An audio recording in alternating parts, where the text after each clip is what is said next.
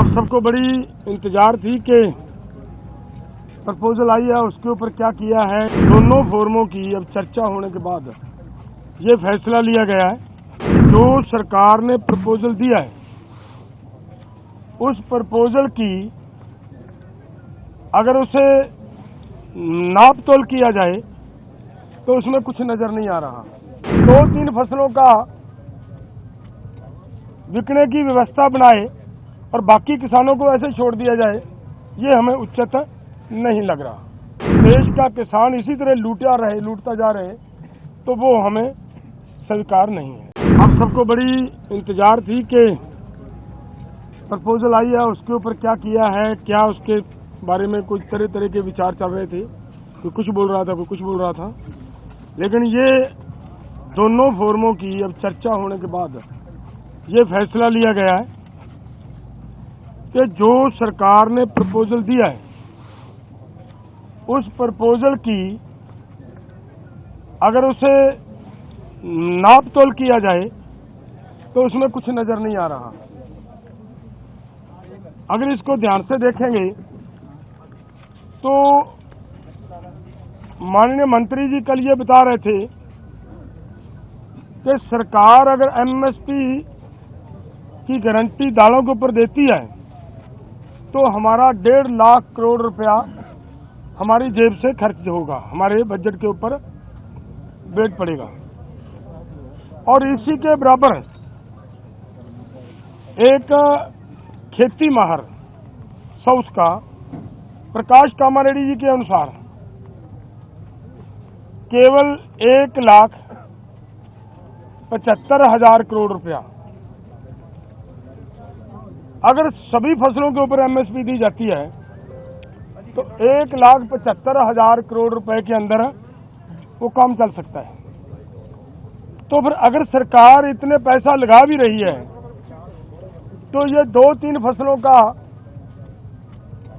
बिकने की व्यवस्था बनाए और बाकी किसानों को ऐसे छोड़ दिया जाए, ये हमें उचित नहीं लग रहा। दूसरी बात मैं और एक कहना चाहता हूं, देखिए हमारी गवर्नमेंट बाहर से 1,75,000 करोड़ रुपए का पाम ऑयल मंगवाती है और वो सभी लोगों के लिए, मनुष्यता के लिए, इंसानियत के लिए बीमारी का कारण भी बन रहा है,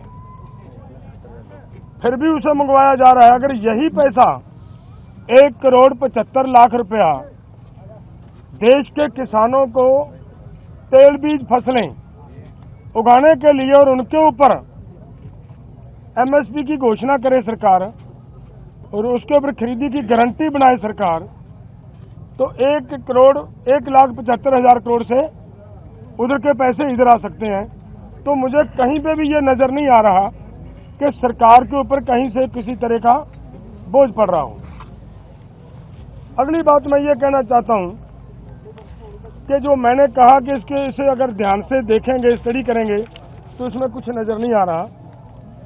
उन्होंने ये कहा कि उन लोगों को, उन किसानों को हम दालों के ऊपर और क्रॉप्स के ऊपर जो हमने 6 क्रॉप्स लिए हैं 5 उनके ऊपर हम खरीदी की गारंटी करेंगे जो डाइवर्सिफिकेशन कर दूसरी क्रॉप्स को छोड़ेंगे। और मेरा इसमें कहने का मतलब है ये उन्हीं को देंगे जिन्होंने धान को छोड़कर मूंग को लगाया होगा। अगर जिन्होंने धान को छोड़कर मूंग को नहीं लगाया, अपने आप नेचुरल मूंग की बिजाई कर रहा है, उसकी खरीदी नहीं होगी। तो इसलिए इन सभी बातों से ये निकल कर आता है कि इसमें से कुछ किसानों को लाभ होने वाला नहीं है। हमारी मांग है कि पूरे देश के किसानों की 23 फसलों के ऊपर हमारी सरकार एमएसपी अनाउंस करती है। जो 23 फसलों के ऊपर एमएसपी की अनाउंसमेंट होती है वो इन्हीं के ही सीएसीपी की सिफारिशों के ऊपर होती है।